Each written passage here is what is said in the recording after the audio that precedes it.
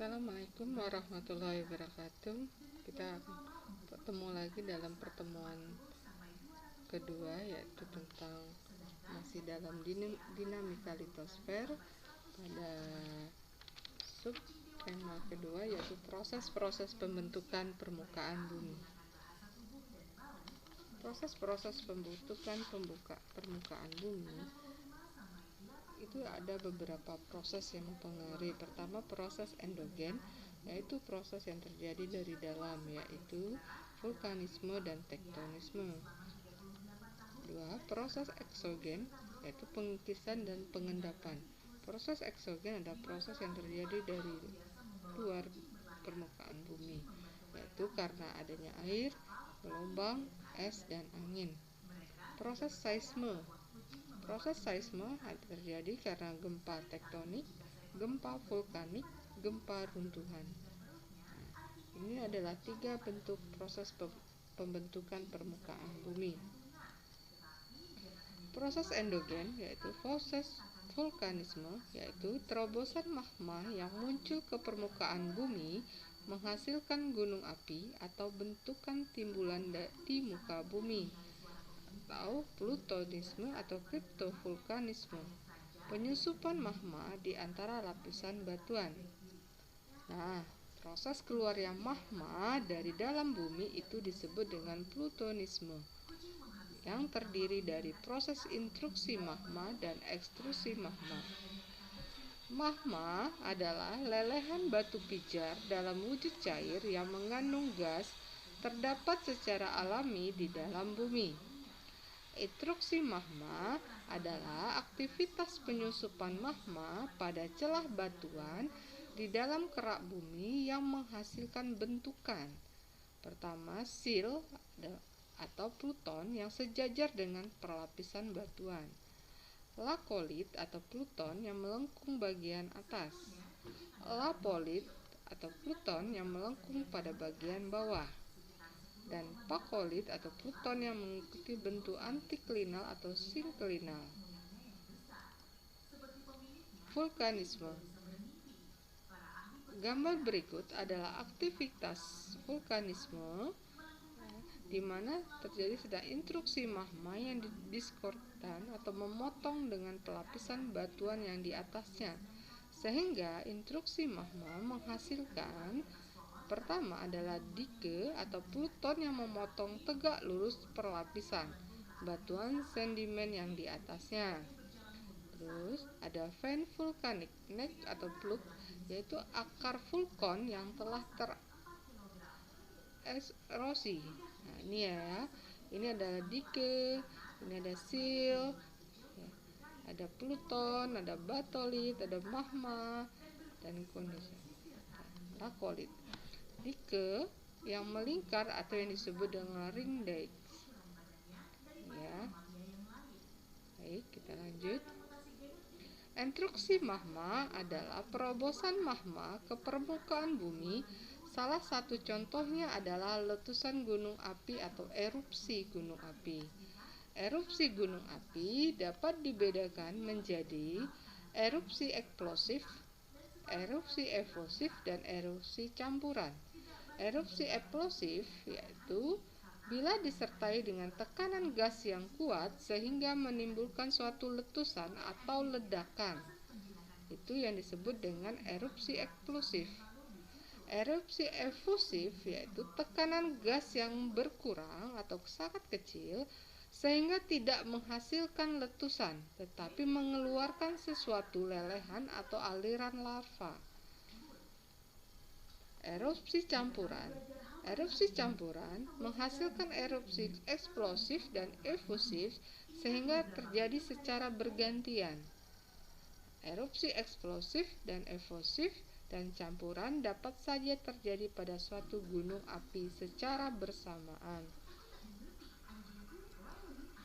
Berdasarkan pada tipe letusan dan bahan hasil letusan, erupsi gunung api dapat terdiri dari beberapa bagian berikut, yaitu pertama erupsi magmatik, yaitu kegiatan magma yang menerobos ke permukaan bumi Dalam hal ini, bahan utama yang dikeluarkan berasal langsung dari magma, baik dalam bentuk-bentuk bahan lepas atau piroklatis maupun aliran lava.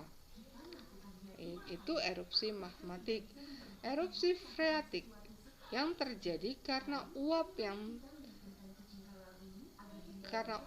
yang terjadi sentuhan air baik langsung atau tak langsung dengan magma, sehingga terjadi tekanan uap menimbulkan suatu letusan yang disebut dengan letusan freatik. Letusan ini tidak mengeluarkan magma, hanya melemparkan bahan-bahan pada dinding tutup gunung api yang dilalui oleh tekanan gas tersebut. Sehingga pada letusan freatik, letusan ini tidak mengeluarkan magma, hanya material-material yang ada di dalam perut magma. Erupsi phreatomagmatik yaitu terjadi apabila magma yang naik ke permukaan bersentuhan dengan air sehingga menimbulkan ledakan yang kuat. Letusan ini mengeluarkan semburan magma dalam bentuk bahan-bahan yang lepas atau pirokratis. Menurut terjadinya erupsi gunung api dibagi lagi menjadi erupsi sentral, erupsi linier. Erupsi sentral yaitu erupsi gunung api yang terpusat di suatu tempat di permukaan bumi. Sedangkan erupsi linier yaitu erupsi gunung api yang terjadi melalui suatu rekahan memanjang. Ini adalah beberapa bentuk atau tipe-tipe bentuk gunung api, yaitu gunung api strato atau bentuk campuran. Terjadi akibat letusan eksplosif dan lelehan efusif yang membuat berbentuk kerucut. Nah, ini adalah bentuk gunung api strato, di mana di atas gunung ini terjadi bentuk seperti bentuk kubah ya. Jadi contohnya gunung api strato adalah Gunung Tangkuban Perahu di Jawa Barat. Dari selatan tampak seperti perahu terbalik, tapi disebabkan oleh perpindahan pusat lubang erupsi dari barat daya ke timur laut. Ini adalah tipe bentuk gunung api strato. Gunung api perisai yang tersusun terutama oleh pelapisan lelehan atau aliran larva encer atau lava basal. Contohnya adalah Gunung Mauna Loa di Hawaii. Gunung api perisai bentuknya seperti kubah memanjang ini, dan ini gunung api Mar. Gunung api tipe Mar terjadi karena erupsi eksplosif yang berlangsung relatif singkat, berbentuk seperti lubang kawah. Nah, ini seperti lubang kawah. Gunung api kaldera.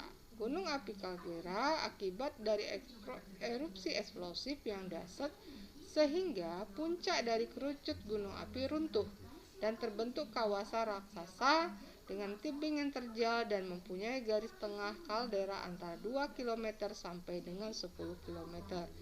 Ini Gunung Tambora di NTT dan Gunung Tengger di Jawa Timur.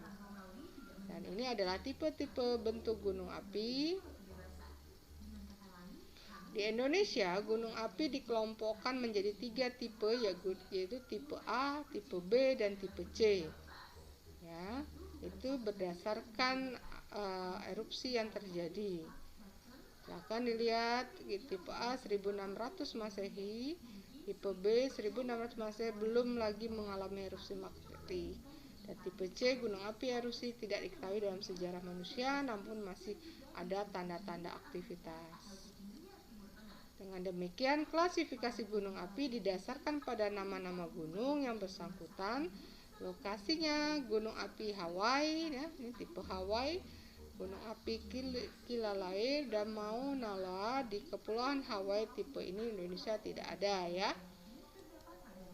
Tipe stromboli, lava cair tipis.